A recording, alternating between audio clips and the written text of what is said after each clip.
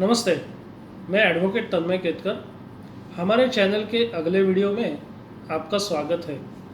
आज इस वीडियो में हम लोग एग्रीमेंट और नोटरी एग्रीमेंट इसके बारे में अधिक जानकारी लेंगे।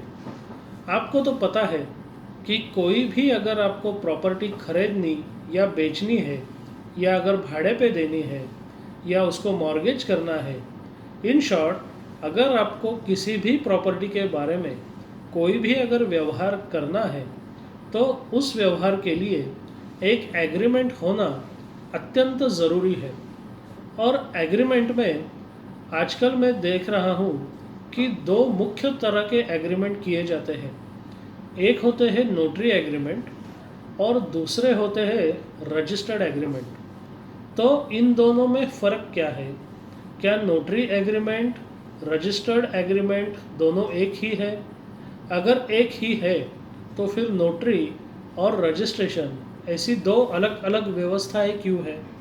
क्या नोटरी एग्रीमेंट ये भी उतना ही वैलिड है जितना रजिस्ट्रेशन एग्रीमेंट वैलिड है? इसी सवालों के जवाब ढूंढने की आज हम लोग कोशिश करेंगे। जब भी हम लोग किसी भी प्रॉपर्टी के एग्रीमेंट के बारे में या उसके कानूनी होने के बारे में सोचते हैं तो हमको कॉन्ट्रैक्ट एक्ट, स्टैम्प एक्ट और रजिस्ट्रेशन एक्ट, इन तीनों कायदों का, इन तीनों कानूनों का और उनके प्रावधानों का एक साथ इकट्ठा उसका विचार करना होगा और वो गहराई से समझने होंगे।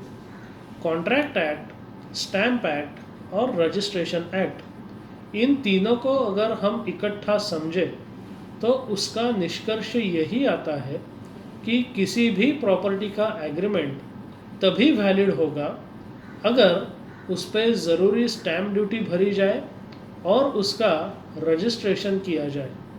जब तक कोई भी प्रॉपर्टी डॉक्यूमेंट रजिस्टर्ड नहीं होता तब तक उस एग्रीमेंट को लीगली वैलिड करार नहीं दिया जा सकता।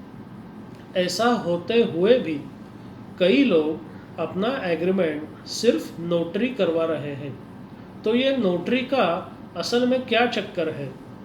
नोटरी या जो नोटरी पब्लिक अपॉइंट होते हैं वो भी गवर्नमेंट की तरफ से ही उनकी अपॉइंटमेंट होती है, लेकिन उनके अधिकार बहुत सीमित है।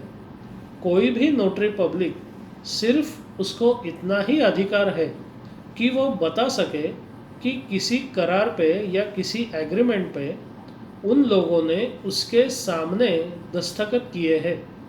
बस नोटरी का अधिकार यहाँ पे ख़त्म हो जाता है।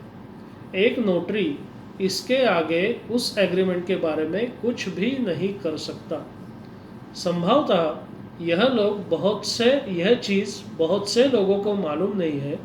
बहुत से लोग इस भ्रम में है कि नोटरी जो गवर्नमेंट की तरफ से अपॉइंटेड है और जो हमारे एग्रीमेंट पे अलग अलग स्टैंप लगा के अलग अलग टिकट लगाता है, तो अगर हम लोग नोटरी एग्रीमेंट भी करेंगे तो वो भी उतना ही वैलिड है जितना रजिस्टर्ड एग्रीमेंट। तो ये एक गलत फहमी है। अगर आपका प्रॉपर्टी का एग्रीमेंट रजिस्टर्ड नहीं है तो आप उसके बारे में कोई भी हक ना आपको मिलता है, ना जिससे आप ले रहे हैं उसका हक कम होता है। इसी वजह से अगर इस प्रॉपर्टी के एग्रीमेंट के बारे में कोई विवाद पैदा होता है और अगर आपको कोर्ट जाने की नौबत आती है और आपके पास सिर्फ और सिर्फ नोटरी एग्रीमेंट है, तो उस हालत में आपकी केस एक कमज़ोर केस ही होगी। इसके उलट अगर आपका एग्रीमेंट या रजिस्टर्ड एग्रीमेंट है और उस एग्रीमेंट के बारे में अगर कोई वाद विवाद संभवता है और वो अगर कोर्ट में पहुंचता है, तो रजिस्टर्ड एग्रीमेंट उस केस को हद से ज़्यादा ताकतवर या स्ट्रॉन्ग बनाता है।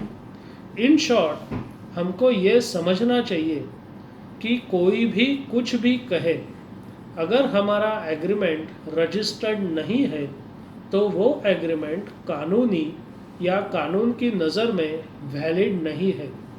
नोटरी एग्रीमेंट करवाना ये एक गलत तरीका और एक गलत शॉर्टकट है, और ये एक गलत तरीका है, और बहुत बड़ी गलत फहमी के कारण बहुत से लोग अपना एग्रीमेंट सिर्फ और सिर्फ नोटरी करा के रुक जाते हैं, और उनको लगता है कि हमारा एग्रीमेंट अगर नोटरी है तो वो वैलिड एग्रीमेंट है।